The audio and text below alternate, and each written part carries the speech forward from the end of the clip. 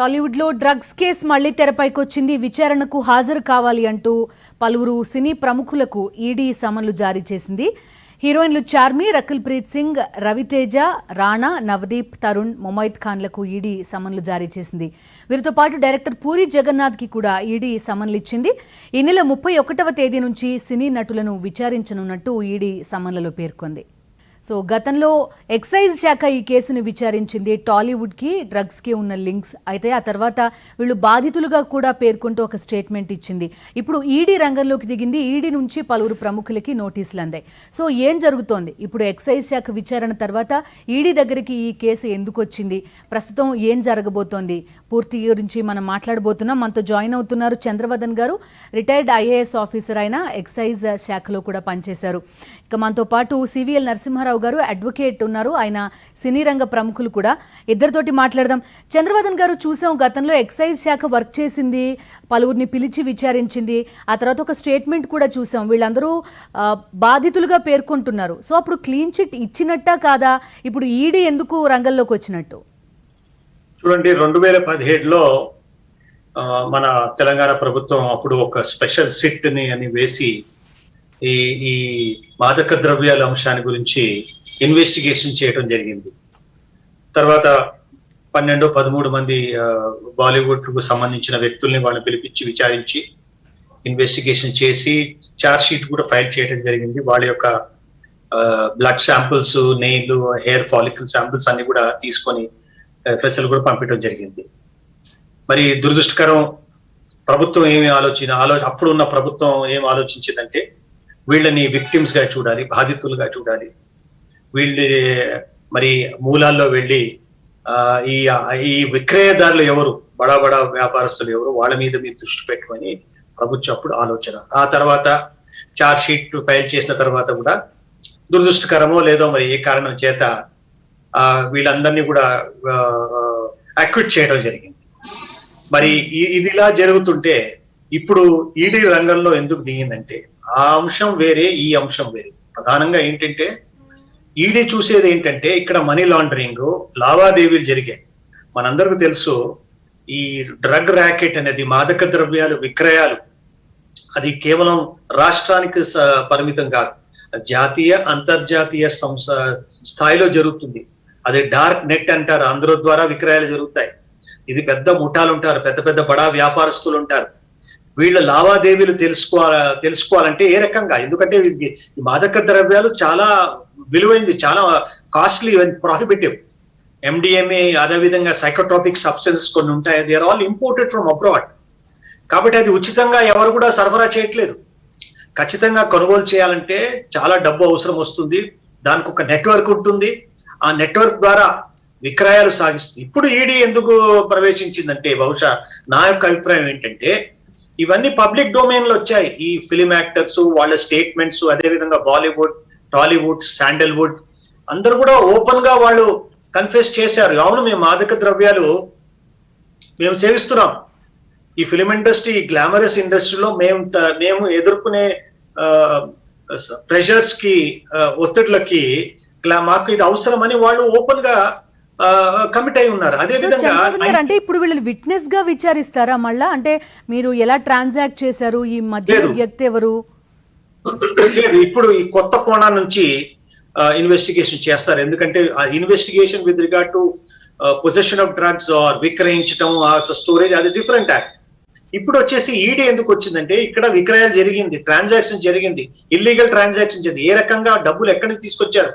ఇందులో పెద్ద పెద్ద ఇంటర్నేషనల్ నేరస్తులు ఉంటారు, మనీ లాండరింగ్ జరిగి ఉండొచ్చు, ఇల్లీగల్ గా ట్రాన్సాక్షన్ జరుగుతుంది. కాబట్టి ఈడీ ఇక్కడ ప్రవేశించి మరి ఎలా జరిగింది అవన్నీ వివరాలు సేకరిస్తారు. ఇది కొత్త కోణం నుంచి నేను అనుకుంటాను ఇప్పుడు పరిశోధన జరగబోతుంది. ఇది అనివార్యం. అప్పుడు ఏమనుకున్నారు, తెలంగాణలో ఏదో రకంగా పబ్బం గడుకోను, ఎవడో పట్టుకోను, ఏదో రకం ప్రలోభాలు పెట్టి బయటపడదాం అనుకున్నారు. ఇవన్నీ చూసిన తర్వాత ఈడీ సెంట్రల్ ఇన్వెస్టిగేషన్ ఏజెన్సీ, అది one of the investigation agencies of the central government.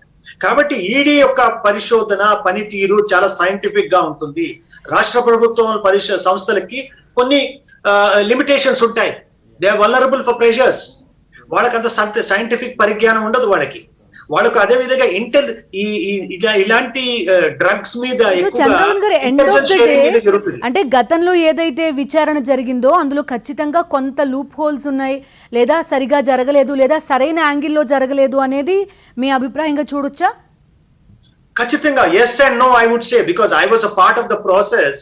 I cannot say totally yes, but I would also say no also. Why? Because మనకు తెలుసు, ఎందుకంటే investigation of the drug related crimes is one aspect, and investigation by a central agency into the transactions relating to purchase of drugs is another aspect. That's a bigger serious crime. ఇప్పుడు మేము victim card play చేశారు, okay, but what about the transaction? వాళ్ళు ఉచితంగా సరఫరా చేశారా? ఎవరైనా స్వచ్ఛంద సంస్థలు వచ్చి మీకు ఫ్రీగా ఇచ్చారా డ్రగ్స్? ఖచ్చితంగా వివరాలు సేకరించిన తర్వాత కేంద్ర సంస్థలకి పూర్తి ఇన్ఫర్మేషన్ ఉంది. ఇంకో ముఖ్య విషయం మీకు చెప్పదలుచుకుంటున్నాను. 2017లో రాష్ట్ర ప్రభుత్వం ఇన్వెస్టిగేట్ చేసే సమయంలో కేంద్ర సంస్థలు అందరూ కూడా అందుబాటులో ఉన్నాయి. వాళ్ళు కూడా హైదరాబాద్ లో వచ్చారు, చాలా మంది, ఒక పెద్ద టీం రావడం జరిగింది. మొత్తం విషయాలన్నీ కూడా పబ్లిక్ డొమైన్ లో ఉన్న విషయం తెలుసు, టీవీల ద్వారా కూడా ప్రసారం చేశారు. అవన్నీ కూడా ఇన్ఫర్మేషన్ తీసుకున్న తర్వాత మరొక ప్రశ్న చంద్రబాబు గారు, సో వీళ్ళ విక్టిమ్స్ కాదనేది కూడా మీ అభిప్రాయం? ఇల్లీగల్లీ వాళ్ళు కన్జ్యూమ్ చేయడమే కాకుండా విత్ మనీ వాళ్ళు చేశారు కాబట్టి వీళ్ళు విక్టిమ్స్ కాదు అనేది కూడా మీరు చెప్పదలుచుకున్నారు? Victim is the social aspect, and victim is the one aspect of the looking at the whole matter. You may be a victim out of innocence, but if you are a regular consumer of drugs, then you possessing and transporting and consumption of drug is prima facie illegal. Illegal and nera adi correct ga neram adi. అది తెలిసిన తర్వాత కూడా ఒక్కసారి సేవించడం కాదు, తరచూ సేవిస్తూ వచ్చారనే విషయం కూడా వాళ్ళ వాంగ్మూల స్టేట్మెంట్ లో ఇచ్చారు. దీనికి బానిసలు అయ్యాం కాబట్టి, మేము దీనికి అలవాటు పడిపోయాం కాబట్టి ఆ aspect will lead to definitely other aspects. ఇప్పుడు ఈడీ దగ్గర వాళ్ళకి అన్ని సమాచారం ఉంది, అనేక సమాచారాన్ని వాళ్ళంతా సేకరించి, అన్ని కోణాల నుంచి సేకరించి, వేరే ఆస్పెక్ట్ ఈ ట్రాన్సాక్షన్స్ ఎలా జరుగుతుంది, లావాదేవీలు ఎలా జరుగుతుంది, ఏ రూపంలో ఇప్పుడు క్రిప్టో కరెన్సీని కూడా వాడుకొని కూడా ఈ డ్రగ్ విక్రయాలు జరుగుతున్న విషయం మనకు తెలుసు, డార్క్ నెట్ ద్వారా క్రిప్టో కరెన్సీ.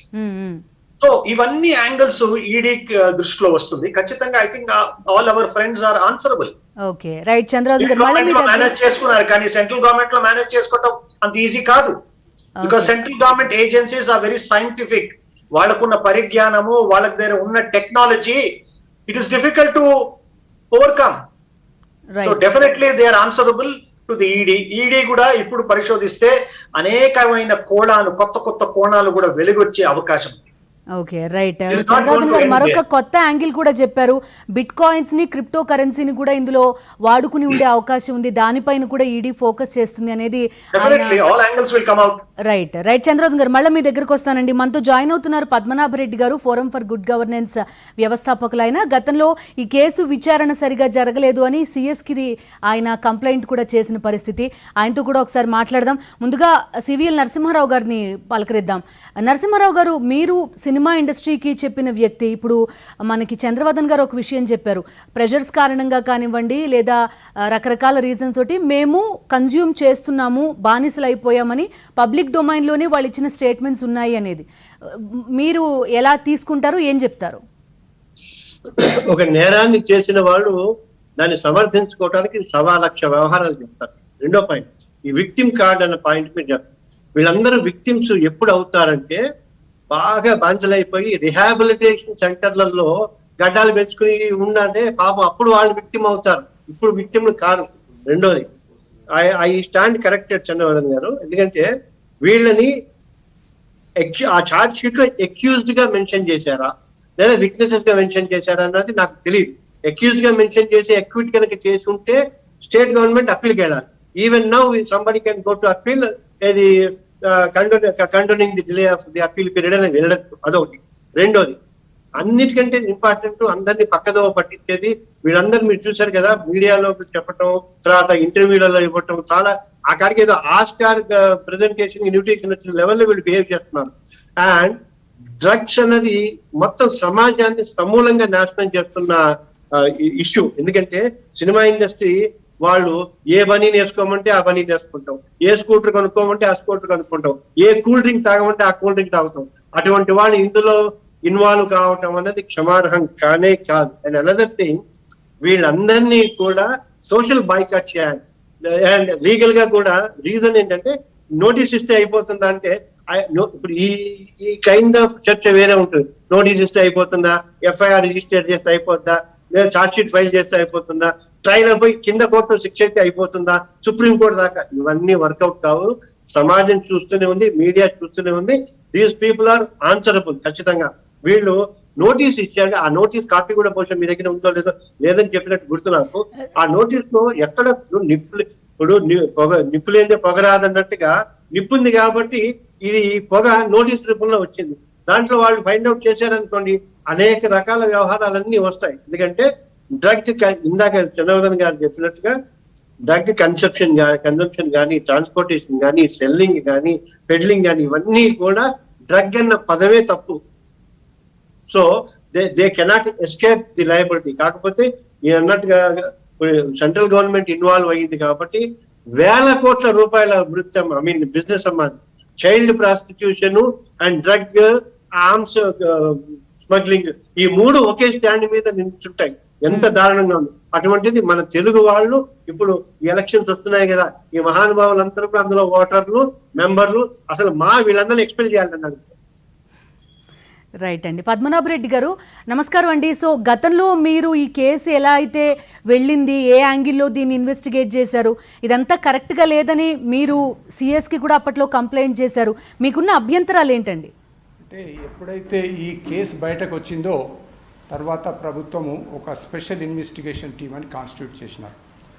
మొదట్లో ఒక వీక్ 10 days పెద్ద ఆర్భాటంగా ఈ కేసును మేము ఇచ్చేస్తాము, ఎవరిని వదిలిపెట్టమన్నారు. పీపుల్ కూడా ఇది సరిగానే జరుగుతుంది అనుకున్నారు. ఆ సందర్భం లోపల సుమారు 64 మందిని ఎంక్వైరీ చేసినారు. వాళ్ళు మాకు సమాచార హక్కు చట్టం కింద పేర్లు కూడా ఇచ్చినారు. దాంట్లో ముఖ్యంగా ఒక 12 మంది ఈ సినీ ఫీల్డ్ సెలబ్రిటీస్ ఉన్నట్టుగా ఉంది దాంట్లో. సో వీళ్ళ నుంచి పక్కా సమాచారం, పక్కా ఎవిడెన్స్ ఉంది కాబట్టి వీళ్ళని పిలిచి వీళ్ళ నెయిల్స్, హెయిర్స్ శాంపుల్స్ తీసుకున్నారు. అంటే వీళ్ళు డ్రగ్ అడిక్ట్సా కాదా అని ల్యాబ్ లోపల టెస్ట్ చేయడానికి అవన్నీ ల్యాబ్కు పంపడం కూడా జరిగింది. ఎన్నిసార్లు మీరు వీళ్ళ దగ్గర శాంపుల్స్ కలెక్ట్ చేసినారా, ల్యాబ్కు పంపినారా, పంపితే రిజల్ట్స్ ఏమొచ్చినాయంటే కేసు ఈజ్ అండర్ ఎంక్వైరీ అని 4 సంవత్సరాల నుంచి సాగదీస్తూ ఉన్నారు. అసలు జరిగింది ఏంటంటే ఈ కేసు నడుస్తున్నప్పుడు మా అధ్యక్షుడు, మూవీ ఆర్టిస్ట్ అసోసియేషన్ అధ్యక్షుడు వెళ్ళి ముఖ్యమంత్రిని కలవడము, బయటకు వచ్చిన తర్వాత ప్రెస్తో మాట్లాడుతూ ఇక ఏమి కాదు నేను అన్నీ సరిదేసినానని చెప్పడము, బట్టి చూస్తే కేసు ఆడికే క్లోజ్ అయిపోయింది. అయినా మేము అప్పుడప్పుడు డీటెయిల్స్ అడుగుతూ ఉన్నాము, వాళ్ళు ఏదో దాటేస్తూ ఉన్నారు. ఇలా జరిగింది. ఇక్కడ సమస్య ఏంటంటే ఒక సినీ రంగమే కాదు, ఒక సెలబ్రిటీసే కాదు, స్కూళ్ళకు, కాలేజీలకు కూడా ఇది అంటుకుందని ఎప్పుడైతే పత్రికలలో వార్తలు వస్తున్నాయో, it is a bound and duty of the SIT to enquire in the colleges. కాలేజీలో నిజంగా ఈ డ్రగ్స్ అమ్ముతున్నారా, చాక్లెట్లలో పెట్టి అమ్ముతున్నారని రకరకాల రూమర్స్, స్టోరీస్, అంటే నిజం ఉండొచ్చు, నిజం ఉండకపోవచ్చు. ఈ విధంగా ఏదైతే ఒక ఆస్పెక్ట్ని మొత్తము ఈ యొక్క కార్పొరేట్ కాలేజీలకు పోవడానికి వీళ్ళకి ధైర్యం లేదు. కార్పొరేట్ స్కూళ్ళని కూడా పొలిటికల్ లింకప్ అయి ఉన్నాయి కాబట్టి వీళ్ళు పోవడానికి ధైర్యం లేక ఆడికి ఆపేసినారు. ఈ 12 మందిదే ఎంక్వైరీ చేసేసి ఫైల్ పక్కన పెట్టినారు. ఏదో ఎవరైతే డ్రగ్స్ అమ్మినారో మేము ఛార్జ్ షీట్స్ అని తెప్పించి చూసినాం. కేవలం ఓ డ్రగ్ అమ్మిన వ్యక్తి ఆ పంచనామా చేసినప్పుడు దాంట్లో ఏముందంటే, మేము మాకేదో సమాచారం వచ్చింది పలాని గచ్చిబౌలి దగ్గర డ్రగ్స్ అమ్ముతున్నారని అక్కడ పోయి చూస్తే ఒక వ్యక్తి అనుమానాస్పదంగా ఉంటే పట్టుకున్నాము, జేబంతా చెక్ చేస్తే డ్రగ్స్ దొరికినాయి. అన్నీ ఒక్కటి కూడా సరి అయినది కాదు. ఈ డ్రగ్స్ అన్నవి లిమిటెడ్ కస్టమర్స్ ఉంటారు, అతి గోప్యంగా సప్లై అవుతుంది.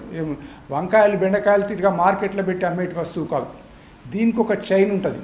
విదేశాల నుంచి తెచ్చి ఇక్కడ పెట్టడము, ఆయన హోల్సేలర్గా ఉండి రిటైల్గా అందరికీ అన్ని రాష్ట్రాలకు పంపడము, ఈ రిటైలర్సు వాళ్ళ కస్టమర్స్కు ఇవ్వడం. ఇకపోతే విక్టిమ్స్ అని అంటున్నారే, కాలేజ్ స్టూడెంట్స్ తెలిసి తెలియని వయస్సులో డ్రగ్స్ సేవిస్తే వాళ్ళు విక్టిమైజ్ అయినారు, విక్టిమ్స్ అనాలి. కానీ ఈ సెలబ్రిటీస్ వాళ్ళ సినిమాల ద్వారా ప్రజలకు మంచి సందేశం ఇచ్చే వాళ్ళే ఈ డ్రగ్స్ వాడుతుంటే వాళ్ళు విక్టిమ్స్ అని ఎట్లా అనుకుంటాం? ఈ సెలబ్రిటీస్ తెలిసి తప్పు చేస్తున్నారు, college students, high school students తెలియకుండా తప్పదు. విక్టిమ్స్ అనే పదం వాళ్ళకు అప్లై అవుతుంది.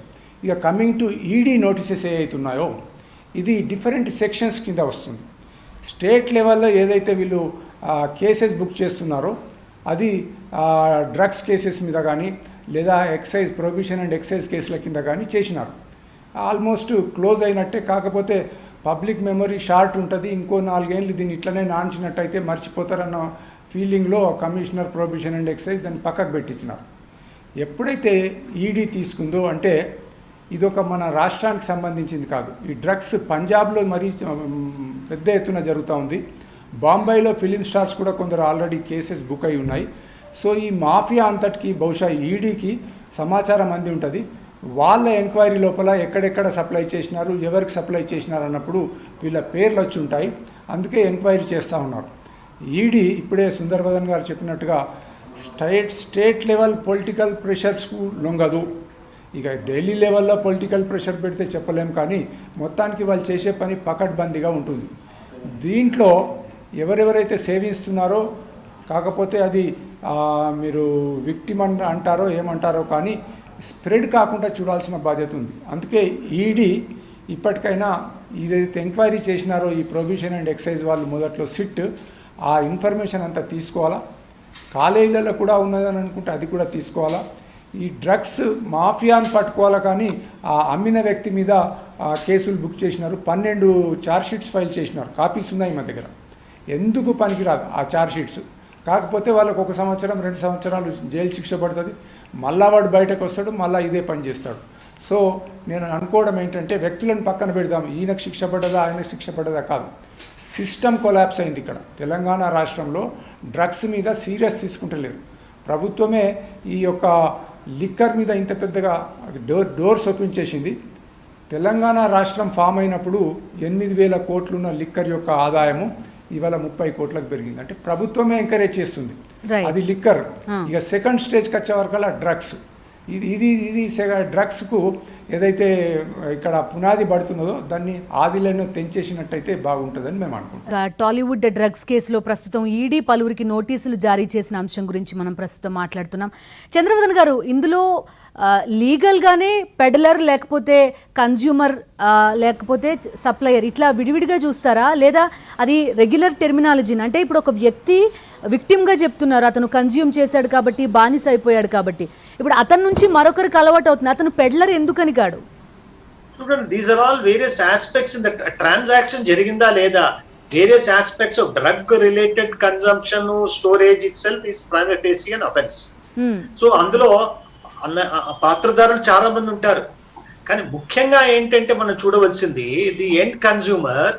బడాబాబులు అయితే పర్వాలేదు, what about the impact on the youth and the school going children? వాళ్ళు వీళ్ళు బానిసలై వాళ్ళ పచ్చ జీవితాలని కూడా వాళ్ళు కోల్పోతున్నారు. కాబట్టి one has to look at the angle the issue from a very serious angle అండి. ఇది ఆషామాషిగా విక్టిమ్ కార్డ్ అనేది కాదు. Victim card is okay to discuss for academically and social angle, but more than the victim card, the impact that it has on the society is very important. ఇందులో ఉన్న వాళ్ళందరూ ఏ రకంగా how వాళ్ళు నిర్వీర్యం చెందుతున్నారు, వాళ్ళు ఎలా వాళ్ళ జీవితాలే నిర్వీర్యం అయిపోయింది. కాబట్టి one has to take a very serious note of this. అంటే చంద్రదుర్గ, నా డౌట్ ఏంటంటే ఇప్పుడు మళ్ళా ఫ్రెష్ గా ఈడీ నోటీసులు ఇచ్చింది కదా వీళ్ళందరికీ, వీళ్ళని విట్నెస్ గా ఎంక్వైరీ చేస్తారా లేదా వీళ్ళని ఒక అక్యూజ్డ్ గా చూస్తారా?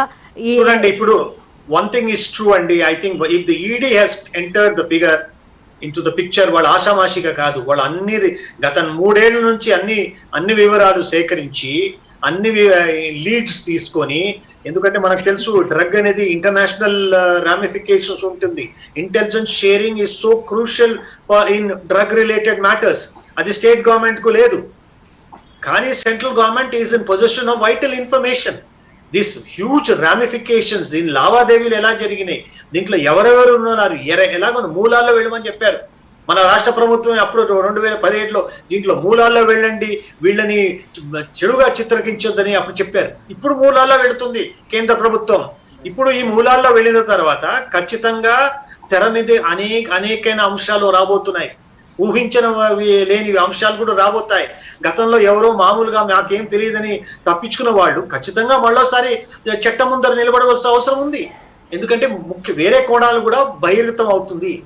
ఒకసారి ఇప్పుడు ఈడీ పరిశోధించే విధానం చూస్తే పద్మనాభరావు రెడ్డి గారు చెప్పినట్లు వాళ్ళ పరిశోధన అంత ఆషామాషిగా తీసుకోకూడదు.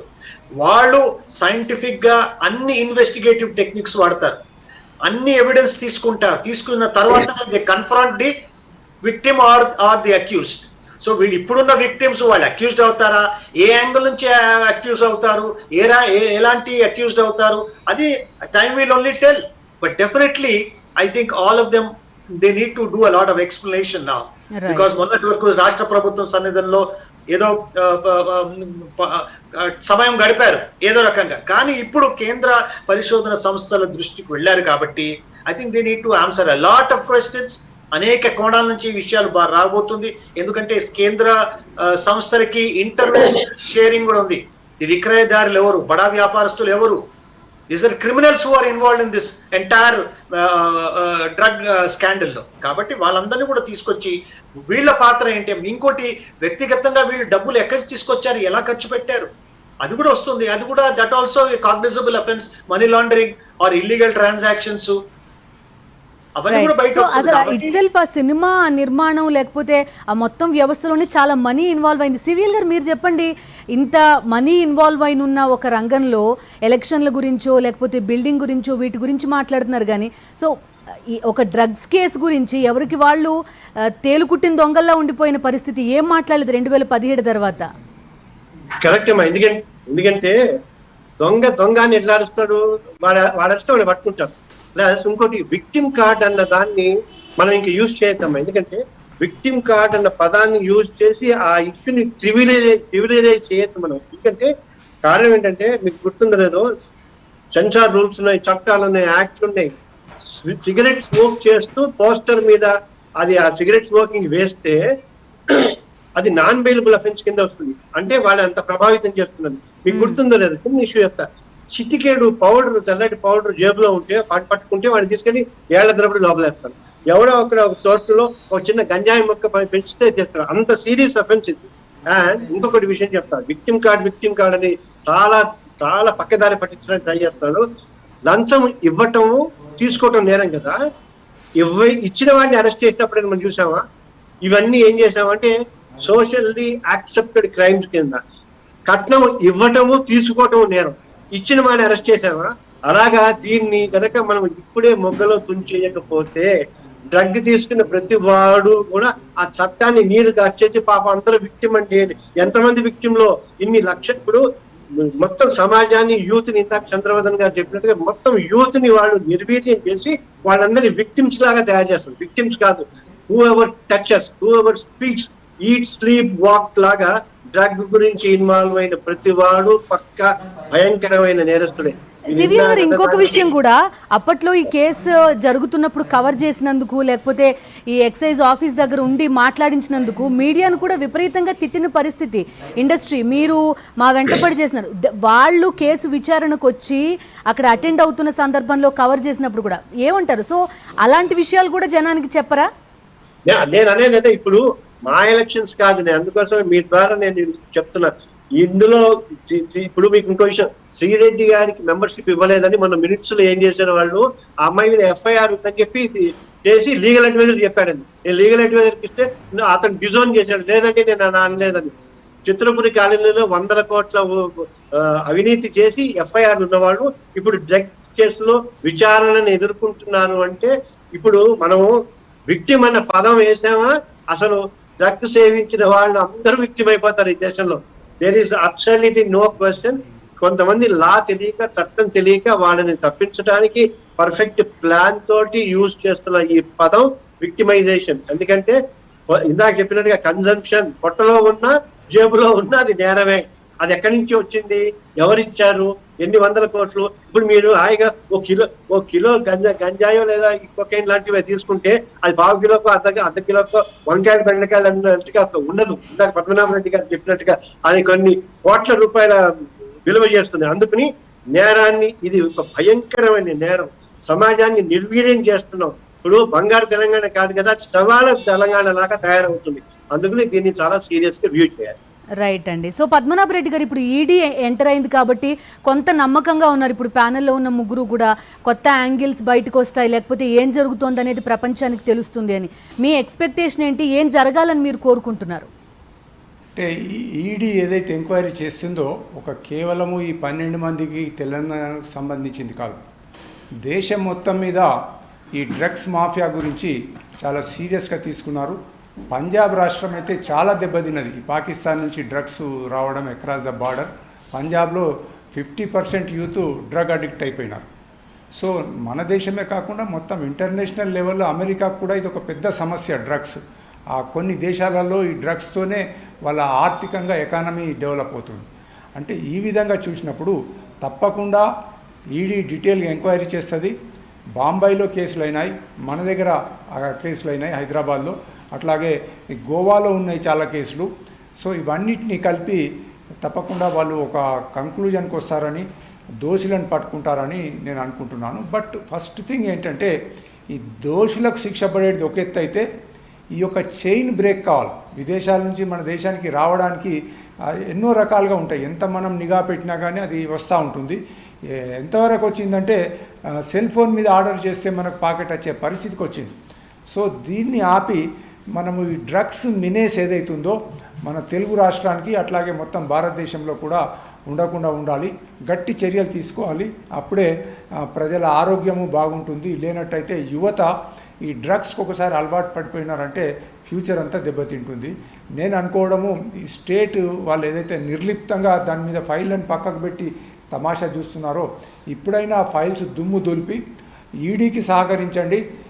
చక్కగా ఆ ఎంక్వైరీ కంప్లీట్ చేసి ప్రజల్లో ఒక ఒపీనియన్, ఒక భావన అంటే ప్రభుత్వం లోపల డబ్బున్న వాళ్ళకు ఒక చట్టము, పేదవాళ్ళకు ఒక చట్టం అని కాదు, everybody is equal before the law అన్న అన్న నమ్మిక కలగాలి. కాబట్టి దీన్ని లోతుగా పరిశీలించి దోషులను శిక్షిస్తారని నేను అనుకుంటున్నాను. రైట్ అండి. థ్యాంక్ యూ పద్మనాభరెడ్డి గారు, చంద్రవదన్ గారు, సివిఎల్ నరసింహారావు గారు. సో ఇది కేవలం హైదరాబాద్కి లేదా తెలంగాణకి పరిమితమైన ఒక్క అంశం కాదు. అటు ముంబై, బెంగళూరు, అదేవిధంగా గోవా, హైదరాబాద్ ఎవరైతే డ్రగ్స్ యూజ్ చేస్తున్నారో, పెడల్ చేస్తున్నారో, ఇందులో ఎంత మనీ ఇన్వాల్వ్ అయింది, వీటన్నిటిపైన ఈడీ ప్రస్తుతం దృష్టి పెట్టబోతోంది. అందులో ఒక భాగం మాత్రమే ఇక్కడ టాలీవుడ్ నటులకి ఇచ్చిన నోటీసులు. సో చూడాలి అసలు ఏం జరుగుతుందో. 2017లో క్లోజ్ అయిపోయిన ఈ కేసులో ఎన్ని కొత్త వాస్తవాలు వెలుగులోకి వస్తాయి అనేది. ఇందులో క్రిప్టో కరెన్సీ కూడా, డార్క్ నెట్ కూడా ఇన్వాల్వ్ అయి ఉండే అవకాశం ఉంది అనేది కొంతమంది చెప్తున్నారు. ఆ విషయాలన్నీ ఏమవుతాయో, ఈడీ ఏం చెప్తుందో చూడాలి. చిన్న బ్రేక్ తీసుకుందాం. అప్డేట్స్ కంటిన్యూ అవుతాయి. Stay with us.